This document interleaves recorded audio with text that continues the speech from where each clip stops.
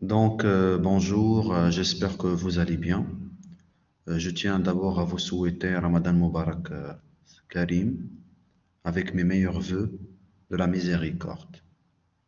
Nous allons poursuivre notre cours relatif à la comptabilité des sociétés, avec notamment le premier chapitre traitant la problématique de la constitution des sociétés, avec l'ensemble des schémas comptables que nous avons vus tout au long de ce chapitre. Nous avons vu comment on enregistre la constitution d'une société à travers la libération du capital social. Rappelez-vous, on vous a dit que le capital social peut être libéré euh, partiellement, intégralement, selon la nature des apports, notamment lorsqu'il s'agit des apports en numéraire et que les apports en nature sont systématiquement libérés intégralement à la constitution de la société. Et à partir de là, on a vu les différents cas: capital intégralement libéré, partiellement libéré. Nous avons vu le cas des versements anticipés et on a aussi vu le cas des actionnaires retardataires qui subissent des intérêts de retard qu'il faut enregistrer en comptabilité. Donc aujourd'hui, on va voir le dernier cas par rapport à ce chapitre de la Constitution. C'est ce qu'on appelle la défaillance d'actionnaire ou l'actionnaire défaillant. Donc on va voir la libération des apports par fraction avec défaillance d'actionnaire. Donc selon la loi sur la société anonyme, si un actionnaire n'exécute pas son engagement lors d'un appel, bien sûr, à la libération du reste du capital ou des apports en numéraire constitutif et social, les autres actionnaires peuvent voter sans exclusion. Si la société anonyme n'est pas cotée en bourse, les titres de l'actionnaire défaillant doivent être vendus par l'intermédiaire d'un notaire au plus offrant, c'est-à-dire celui qui donne le prix le plus élevé. Si la société anonyme est cotée en bourse, le prix de vente et donc sera considéré comme le cours boursier, c'est-à-dire la valeur de l'action à la bourse en question. Selon donc l'article 272 de la loi numéro 1795 relative à la société anonyme, les actions à souscrire en numéraire doivent être obligatoirement libérées d'un quart au moins de leur valeur nominale lors de la souscription du capital social. La libération du surplus doit intervenir en une ou plusieurs fois sur décision du conseil d'administration ou du directoire dans les conditions prévues à l'article 21. À défaut de paiement par l'actionnaire des sommes restantes à verser sur le montant des actions par lui, souscrite et appelée aux époques déterminées par le Conseil, la société lui adresse une mise en demeure par lettre recommandée avec accusé de réception. Cela signifie quoi? Comme je vous ai expliqué, nous sommes dans le cas d'une société créée avec un capital social partiellement libéré. Nous avons des apports en numéraire qui ont été libérés partiellement. La somme restante sera libérée suite à un appel généralement de la société sur décision du conseil d'administration ou du directoire. Bien sûr, comme déjà on a vu, lors d'un appel, il y a une période qui sera déterminée et durant laquelle les actionnaires doivent répondre à l'appel. Et nous avons vu que durant cette période, il se peut que les actionnaires répondent en versant la totalité. Donc, on peut avoir un versement anticipé et on peut avoir un actionnaire retardataire, c'est-à-dire des actionnaires qui ne respectent pas la période échelonnée ou la période déterminée par le conseil. Dans ce cas, la société leur facture des intérêts de retard, comme on a déjà vu l'autre fois. À défaut, donc si effectivement le paiement n'a pas eu lieu, l'actionnaire sera déclaré comme défaillant.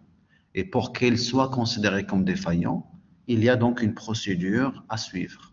Selon l'article 272, la libération du surplus doit intervenir en une ou plusieurs fois, sur décision bien sûr du conseil d'administration ou du directoire, dans les conditions prévues à l'article 21, c'est-à-dire les conditions normales.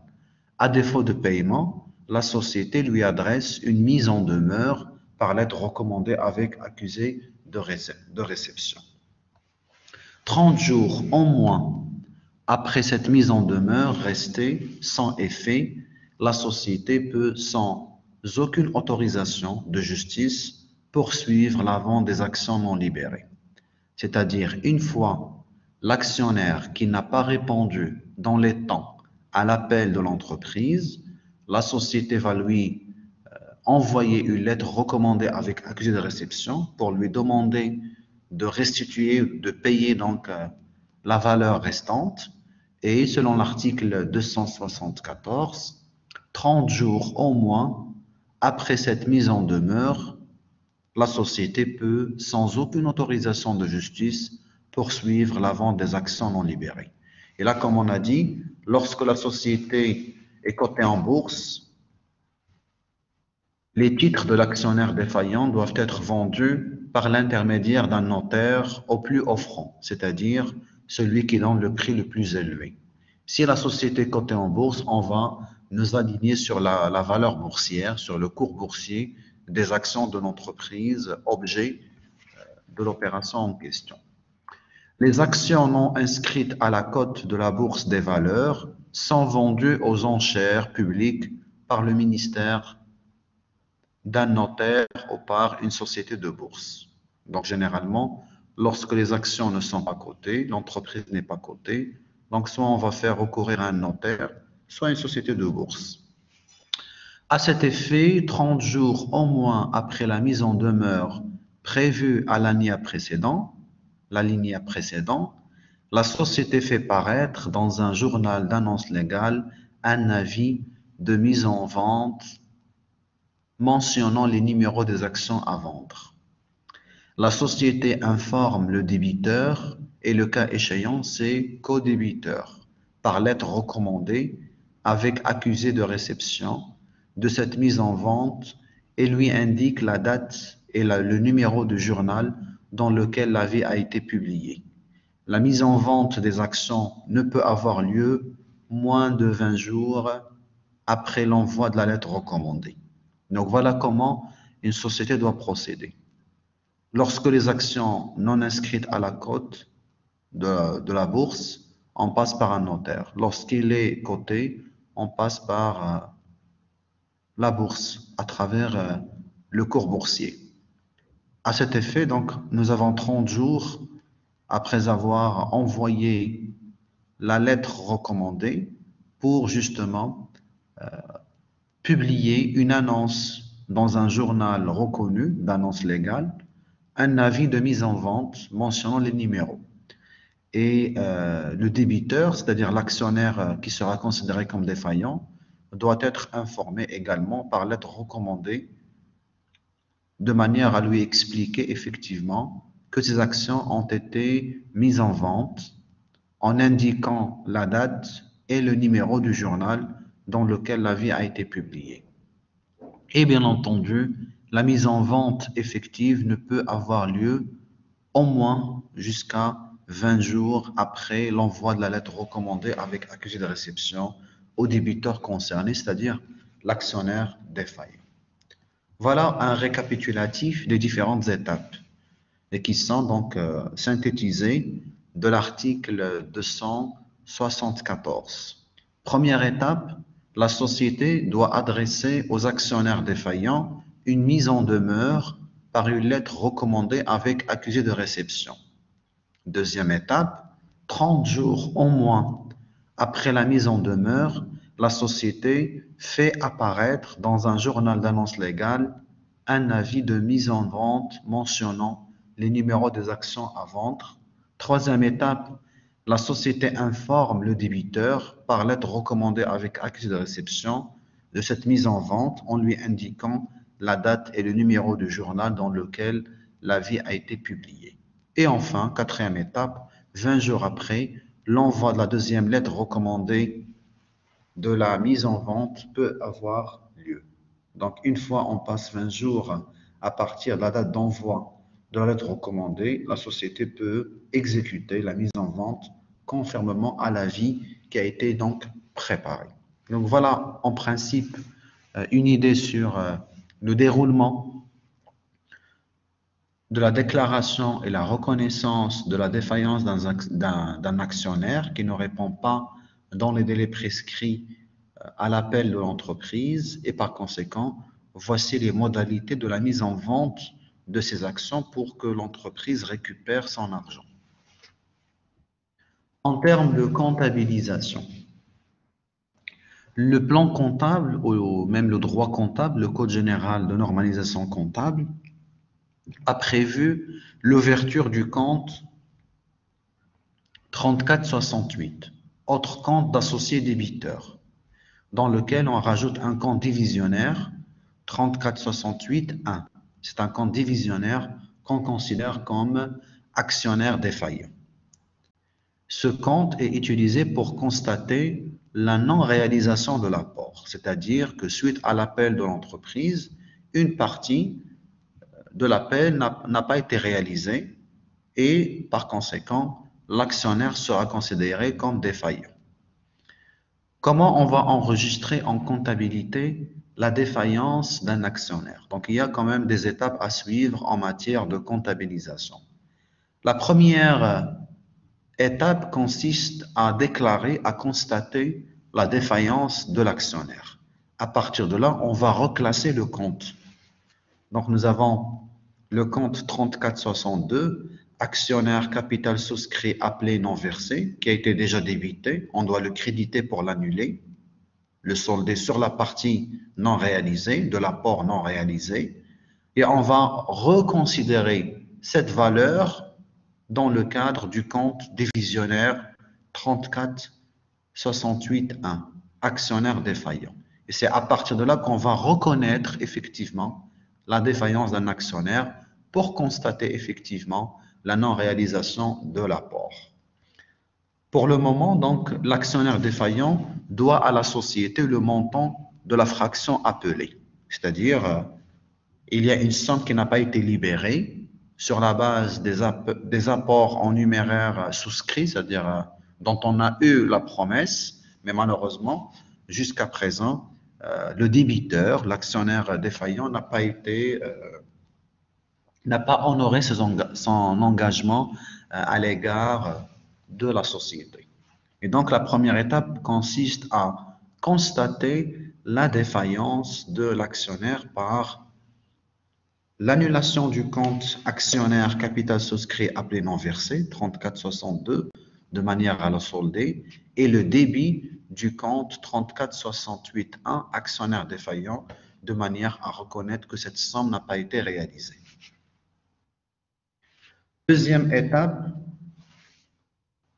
c'est l'exécution en bourse, c'est-à-dire qu'on a déjà, en respectant bien sûr ces étapes juridiques, les délais. Donc, on va envoyer une lettre recommandée avec accusé de réception. Il faut attendre 30 jours avant à ce que la société va mettre en vente les actions qu'il doit donc annoncer sur un avis déposé dans un journal en mentionnant les noms des actions objets de la vente. Par la suite, il faut informer le débiteur par lettre recommandée avec accusé de réception. Et à partir de 20 jours, en comptant la date de la réception de la lettre recommandée avec accusé, que la société peut exécuter la vente en question. Donc là, en termes de comptabilité, la même chose. On va envoyer une lettre recommandée avec accusé de réception et on va attendre 30 jours. Si l'actionnaire ne se manifeste pas, on constate sa défaillance. 34 681 actionnaires défaillants en contrepartie du compte 3462. Et à partir de 20 jours suivant la date de l'envoi de la lettre recommandée avec accusé de réception, c'est là effectivement où l'entreprise peut exécuter la vente de manière à récupérer son argent. Dans ce cas, le prix de vente est fonction de la partie déjà libérée et de la fraction appelée.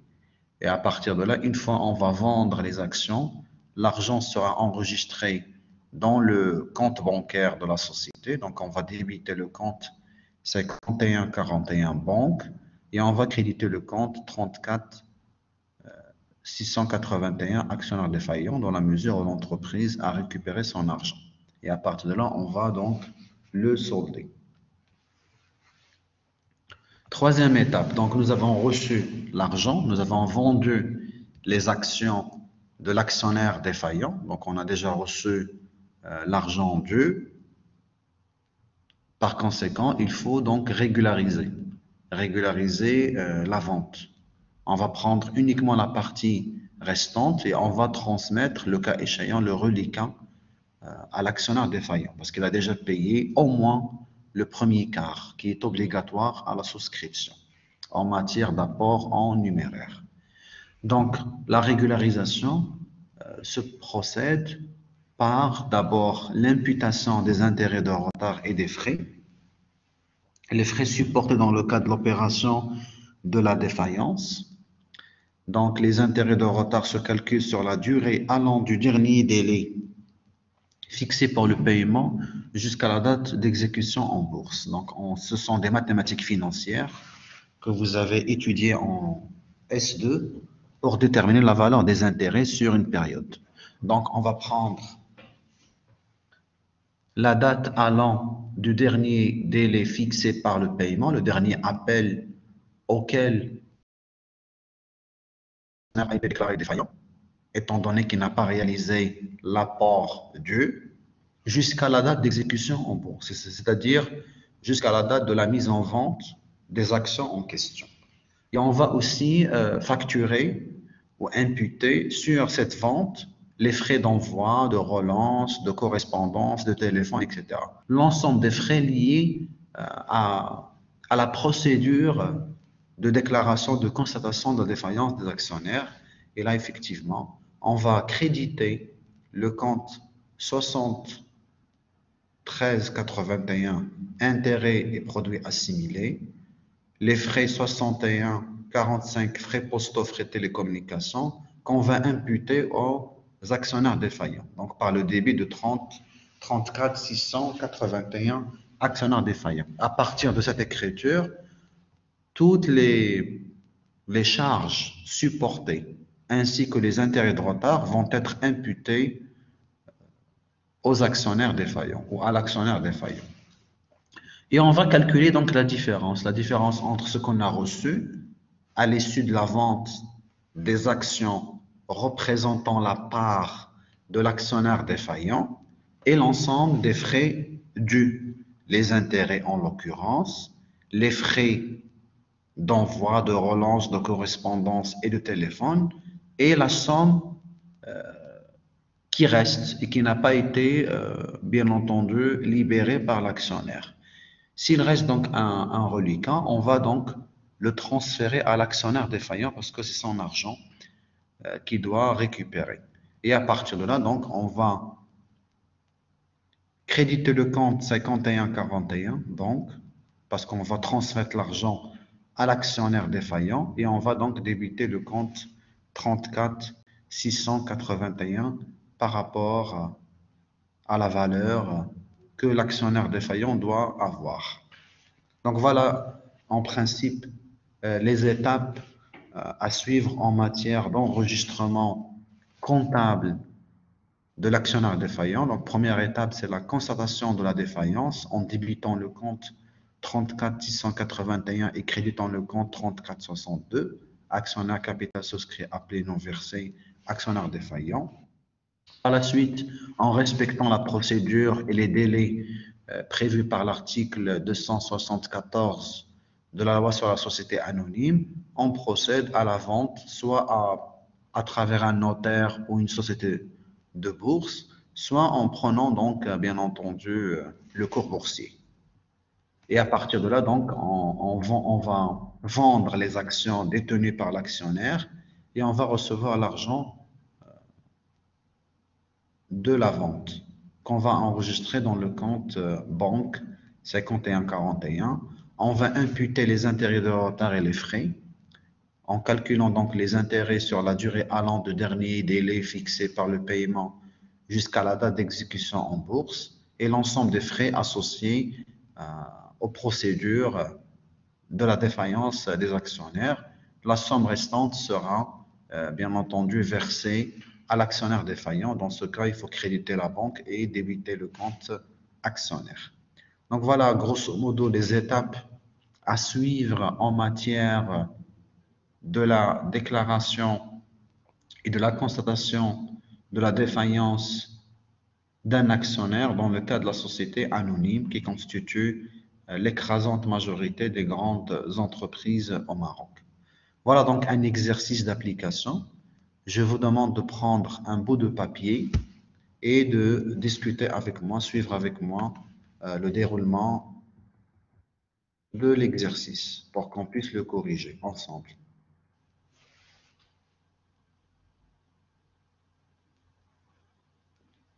Je vous demande de prendre, s'il vous plaît, un bout de papier et d'essayer de faire avec moi l'exercice. Comme ça, on le corrige ensemble.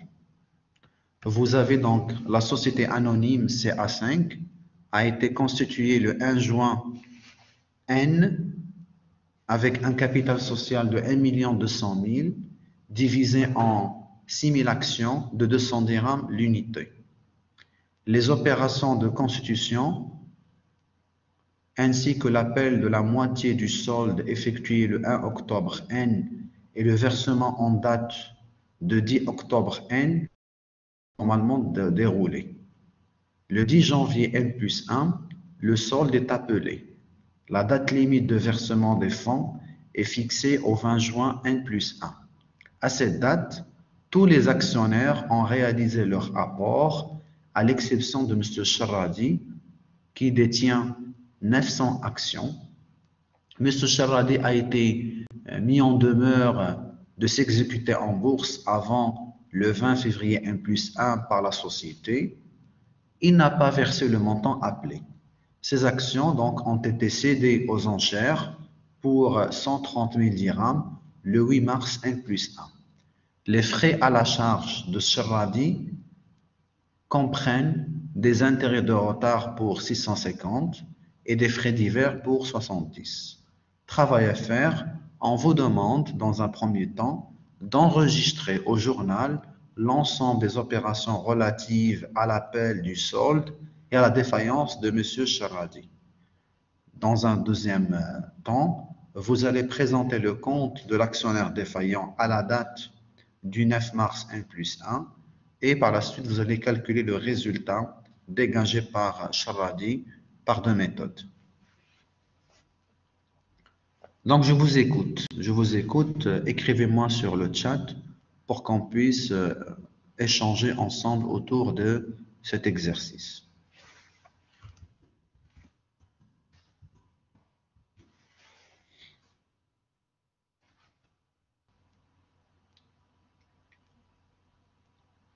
Par quoi il faut commencer?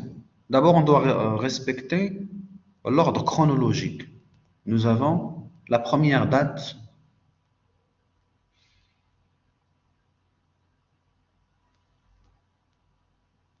à enregistrer.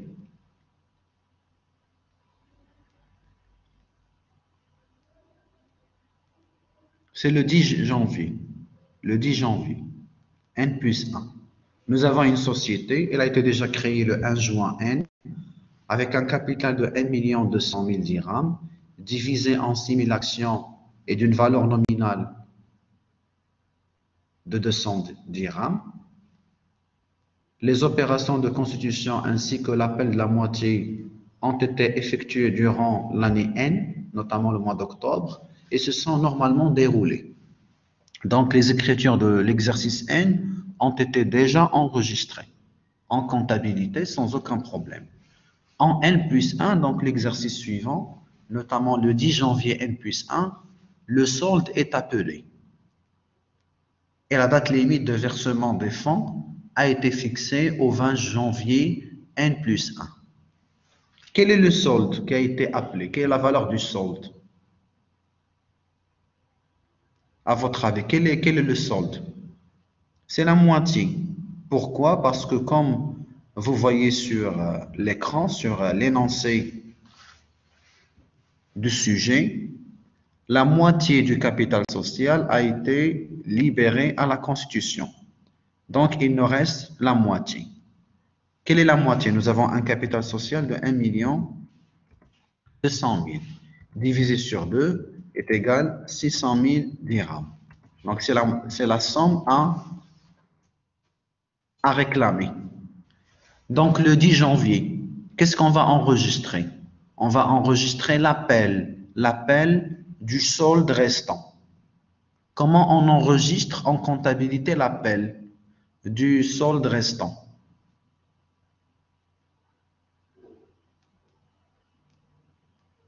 Débiter le compte 34,62 et créditer le compte 11,19. Rappelez-vous, on avait un compte actionnaire capital souscrit non appelé 11,19 qui a été débité probablement à l'exercice N. On doit le créditer pour le solder et le remplacer par le compte 34,62 actionnaire capital souscrit appelé et non versé de la valeur de 600 000 qui représente la moitié restante. C'est le solde qui a été appelé le 10 janvier N+1. Voilà, c'est ce que vous avez ici sur le support. Donc là, vous avez le 10 janvier N+1, l'appel, l'écriture de l'appel. On a débité le compte 34,62, actionnaire capital souscrit appelé non versé, et le compte 11,19 qui a été crédité pour le solder, actionnaire capital souscrit non appelé, la moitié. La moitié, c'est 6 000 actions fois la valeur nominale, donc 1 200 000, divisé sur 2 est égal à 600 000 dirhams. Et c'est à partir de là que vous avez enregistré l'appel du solde appelé. On vous a dit que la date limite du versement des fonds est fixée au 20 janvier N+1. Donc le 20 janvier N+1, on doit enregistrer quoi? La libération. Donc nous avons l'appel du solde qui a eu lieu le 10 janvier N+1. Et on va voir donc la libération du solde restant pour le dernier délai, c'est le 21 N+1. On vous a dit que généralement, tout le monde a répondu à l'exception d'un actionnaire, M. Charradi, qui détient l'équivalent de 900 actions et qui n'a pas répondu à l'appel dans les délais prescrits. Dans ce cas, on ne va pas recevoir les 600 000 que nous avons réclamés à l'appel. Rappelez-vous, 600 000 dirhams. On va recevoir 600 000 moins la valeur non reçue et qui représente la part de M. Charradi. M. Charradi, il détient 900 actions. La valeur nominale de chaque action est de 200 dirhams. Donc, est égale à combien? 18,40. C'est-à-dire 180 000. On a déjà reçu la moitié. M. Charradi a déjà donné la moitié à l'exercice N. Donc, c'est 90 000. Je suis en train de vous écrire le détail de calcul sur le chat pour le mentionner. Et essayez de prendre des notes au fur et à mesure des explications. Donc, M. Charradi, il détient 900 actions. Chaque action coûte 200 dirhams, donc il a une valeur de 180 000 dirhams. Il a déjà libéré la moitié lors de l'exercice N, donc 90 000 dirhams. On a demandé pour cet appel le solde, c'est-à-dire on doit à M. Charradi 90 000 dirhams.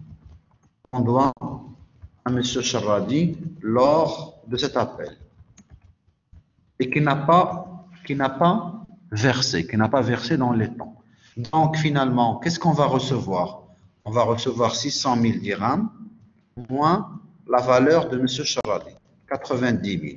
Donc, est égal 510 000. 510 000. Donc, il faut prendre des notes, s'il vous plaît, au fur et à mesure de l'explication. Donc, voilà, en termes de libération, le 20 janvier, qu'est-ce qu'on doit enregistrer en comptabilité? Ce qu'on va recevoir, rappelez-vous ici, sur l'écran, vous voyez les écritures. Vous avez le 10 janvier N plus 1, l'appel du solde restant, 600 000, en débitant le compte 34 662 et 11,19, actionnaire capital souscrit appelé non versé, actionnaire capital souscrit non appelé. Le 20 janvier N plus 1, on va constater donc la libération de la somme restante. Et donc, tout le monde a répondu à l'appel, à l'exception de M. Charadi, qui détient 900 actions. Il a déjà libéré la moitié, 90 000, et les 90 000 restants n'ont pas été libérés, soit donc 600 000 moins les 90 000 la somme qui va représenter ce qu'on appelle donc l'actionnaire défaillant. Donc là, on va débiter le compte banque, 51,41, c'est ce qu'on va recevoir réellement sur le compte de la banque, donc 600 000 moins 90 000, donc 510 000. Et le reste, bien entendu, sera crédité par le compte 3462, actionnaire capital souscrit, appelé et non versé. Question. Est-ce qu'on peut, à la date 20 janvier, considérer M. Charadi comme actionnaire défaillant? Oui ou non? À la même date, est-ce que le 20 janvier, on peut déclarer la défaillance de l'actionnaire? Bien sûr que non, rappelez-vous. Je viens de vous expliquer que conformément à l'article 274 de la loi sur la société anonyme, il y a des délais. D'abord, il y a 30 jours pour envoyer donc une lettre recommandée avec accusé de réception pour pouvoir mettre en demeure l'actionnaire défaillant. Après 30 jours, s'il ne se manifeste pas, on va donc le considérer comme actionnaire défaillant. Et c'est pour cela que, comme vous avez vu sur l'énoncé, on vous a dit que ici, vous avez, à cette date, tous les actionnaires ont réalisé leur apport, à l'exception de M. Charadi, possesseur de 900 actions. Il a été mis en demeure de s'exécuter en bourse avant le 20 janvier, donc 30 jours de délai, par la société, et il n'a pas versé le montant appelé. Et donc, effectivement, en matière de la déclaration ou de la constatation de la défaillance, qui constitue la première étape, bien entendu, de l'enregistrement de la défaillance de l'actionnaire, on va bien attendre 30 jours après avoir envoyé une lettre recommandée avec accusé de réception. Passé ce délai, l'actionnaire sera constaté, sera considéré comme étant défaillant. Et à partir de là, on va débiter le compte 34 681, actionnaire défaillant, et créditer le compte 34 62, actionnaire capital souscrit, appelé et non versé, de la valeur de 90 000. Donc là, c'est un zéro qui...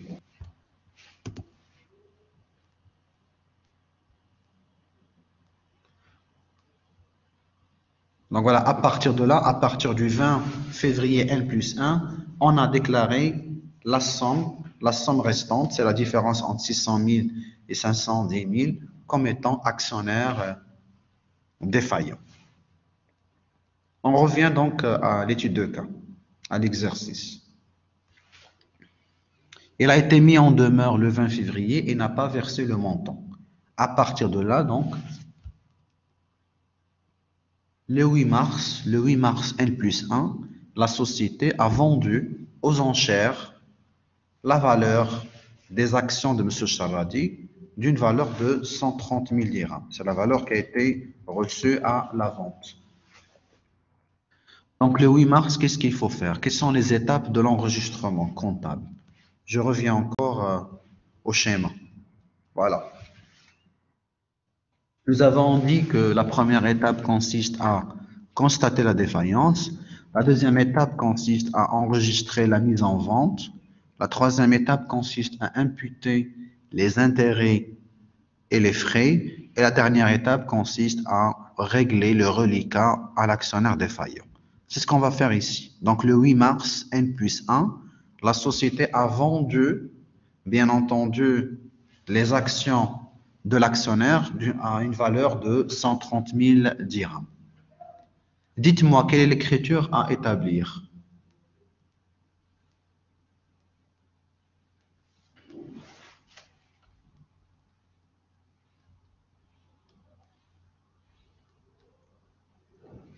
On a reçu de l'argent, donc il faut débiter le compte 5141 banque et créditer le compte actionnaire défaillant 34 681. De quelle valeur? De 130 000 que vous avez reçu. Et à partir de là, vous allez enregistrer la mise en vente. Voilà, c'est ce que vous avez ici sur l'écran. Vous avez le 8 mars N+1.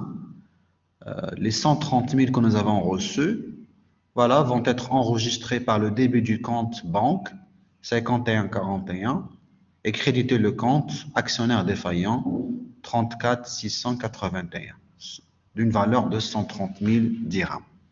Et là, donc, on parle de la mise en vente, tout simplement, à travers soit les enchères, soit la cession en bourse.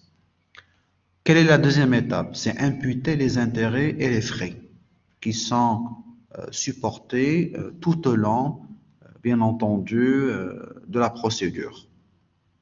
Donc là, je reviens à l'énoncé. Nous avons les intérêts de retard et de 650 et les frais divers sont pour 70. Donc, il faut les imputer à l'actionnaire. Comment on va les imputer à l'actionnaire? On va débiter le compte 34 681, actionnaire défaillant, et vous avez donc le crédit des intérêts et produits assimilés et des frais supportés lors de la défaillance, frais postaux et frais de télécommunication. Donc nous avons 70 et 650, soit donc total 720 qui seront imputés aux actionnaires, à l'actionnaire défaillant, 34 681. Ikram nous demande pourquoi, monsieur, on crédite le compte 34 681. On l'avait déjà débité, rappelez-vous ici, préalablement. On l'a débité pourquoi? On a considéré que cette somme n'a pas encore été reçue. Une fois l'entreprise va procéder à la vente des actions, elle doit le créditer de manière à constater la récupération de l'argent. Concrètement, c'est quoi? Un actionnaire qui détient 900 actions n'a pas libéré la moitié. On l'a considéré comme défaillant et on a vendu, par force, on a vendu ces actions pour récupérer l'argent. Donc, les 130 000 qu'on a récupérés constituent une somme qui va être utilisée pour régulariser la dette de l'actionnaire. Et c'est pour cela qu'on va le créditer en contrepartie du débit du compte banque, puisque l'argent a été reçu pour récupérer la somme due. Et c'est pour cela qu'on le crédite. Une fois les actions ont été vendues. Par la suite, on a imputé l'ensemble des frais et de l'intérêt. Vous avez 650 et 70. On crédite le compte 73 81 et 61 45. Intérêts et produits assimilés, frais postaux et frais de télécommunication, qu'on va imputer à l'actionnaire défaillant. Donc 34, on débite le compte 34 681, actionnaire défaillant. Et là, donc, on a constaté l'imputation. Par la suite, donc, on doit déterminer le reste, le solde. Le solde. Donc là, on vous demande de présenter le compte de l'actionnaire défaillant à la date du 9 mars 1+1. On les a déjà enregistrés et on calcule le résultat dégagé par M. Charadi. Rappelez-vous, la dernière étape consiste à quoi? À calculer le reliquat, s'il reste, et que le règlement doit être effectué à l'actionnaire défaillant. Voilà donc le compte schématique. Si vous vous rappelez, en comptabilité générale, vous avez étudié les comptes schématiques en formaté et vous avez le débit, le crédit. Vous avez bien entendu numéro de compte et l'intitulé de compte.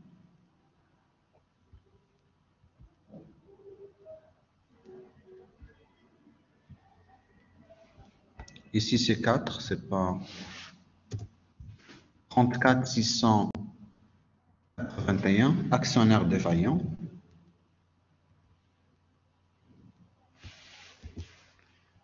Donc, nous avons quoi? Le 20 février, le compte a été débité de 90 000. Suite à l'appel, si vous vous rappelez, on a déjà lancé un appel de la moitié et l'actionnaire n'a pas répondu, n'est-ce pas? Suivez avec moi, s'il vous plaît. Le 20 février, là, l'entreprise avait appelé la moitié restante. Tout le monde a répondu, à l'exception de M. Charadi, qui n'a pas versé 90 000 dus, concernant donc la part des actions qu'il détient en capital. Par la suite, on a poursuivi les procédures, la lettre recommandée avec accusé de réception, la mise en demeure, etc. Et par la suite, on a vendu les actions. Et ils nous ont ramené 130 000 dirhams qui ont été considérés au crédit de l'actionnaire défaillant, parce que c'est de l'argent qui a été récupéré sur sa part. Par la suite, on a imputé, à la même date, on a imputé les intérêts et les frais d'une valeur de 720. Quel est le solde? Comment on calcule le solde? La somme de débit et la somme de crédit. Donc nous avons 90 720 au débit et nous avons 130 000 au crédit. Soit donc un solde créditeur, puisque le débit est inférieur au crédit, donc on aura un solde créditeur de 39 280. C'est la différence entre 130 000 moins 90 000 moins 720 est égal 39 280. Calculez avec moi pour vérifier est-ce que les calculs sont justes. Donc voilà le compte schématique de l'actionnaire défaillant et donc le solde restant est de 39 280. Ces 39 280 doivent être enregistrés en comptabilité. Comment on va les enregistrer? Je reviens à mon cours pour vous expliquer l'écriture. Voilà. Débiter le compte 34 681 et créditer le compte 51 41 banque. Si vous vous rappelez, et c'est ce qu'on va faire ici. Donc là, le 9 mars N+1, le lendemain, nous avons donc là le solde. Donc on va écrire pour solde de l'actionnaire défaillant. On va créditer le compte 51 41 banque et débiter le compte 34 681. Donc banque actionnaire défaillant. Et on constate le solde qui va être bien entendu dégagé pour l'actionnaire. Voilà, à partir de là, nous avons enregistré toutes les étapes de l'actionnaire défaillant. La dernière question de cet exercice consiste à calculer le résultat dégagé par M. Charadi selon deux méthodes. Donc là, je reviens pour vous expliquer. On va calculer est-ce que l'actionnaire défaillant a perdu son investissement ou bien est-ce qu'il a gagné. Donc, il y a deux méthodes. La première méthode, donc, on va analyser le résultat réalisé par Sharadi. Première méthode, c'est quoi? On va prendre le produit de vente des deux premiers quarts, les 130 000, parce que Sharadi a détenu 900 actions, si vous voyez, 900 actions. Chaque action coûte 200 dirhams, donc 180 000 dirhams. Donc lui, il a déjà libéré la moitié et la moitié n'a pas été récupérée. Et par la suite, on a vendu l'ensemble des actions à 130. Donc pour lui, il est censé investir 180 000 et on a reçu 130 000. Donc cela signifie qu'on a la valeur des ventes est inférieure à la valeur comptable des actions détenues par M. Shabadi. Cela signifie qu'il y a une perte de 50 000 dirhams sur la valeur des actions. Parce que la valeur comptable de 180, alors qu'on a vendu à 130. Donc, M. Shabadi a perdu 50 000 dirhams sur son investissement. À cela s'ajoute également l'ensemble des frais qu'on va lui imputer, les intérêts de retard et les frais divers. Donc, au total, M. Sharadi va perdre moins 50 720. La somme de la perte sur la vente et sur les frais et les intérêts. Deuxième méthode consiste à calculer tout simplement ce qu'il a versé lui-même et ce qu'il va recevoir. Qu'est-ce qu'il a versé? Il a versé la moitié de son apport. Il détenait 900 actions fois 200 dirhams est égal à 180 000 et elle a versé la moitié à la Constitution, 90 000, et une fois nous avons procédé à la régularisation, il lui reste 39 280, le solde restant. Donc lui, il a versé au démarrage 90 000 et il va recevoir uniquement 39 280. Donc effectivement, il a perdu 50 720 sur son investissement. Dans les deux méthodes, effectivement, l'actionnaire défaillant reste perdant sur le non-respect de ses engagements en la matière. Donc voilà, globalement, les étapes à retenir. Donc voilà, je reviens pour récapituler. Voilà les étapes. Première étape, la société adresse aux actionnaires défaillants une mise en demeure par une lettre recommandée avec accusé de réception. Deuxième étape, il faut attendre 30 jours après la mise en demeure. Si l'actionnaire ne réagit pas, la société fait apparaître dans un journal d'annonce légale un avis de mise en vente mentionnant les numéros des actions à vendre. Troisième étape, la société informe le débiteur par lettre recommandée avec accusé de réception de cette mise en vente en lui indiquant la date et le numéro du journal dans lequel l'avis a été publié. Et quatrième étape, 20 jours après l'envoi de la deuxième lettre recommandée, la mise en vente peut être réalisée.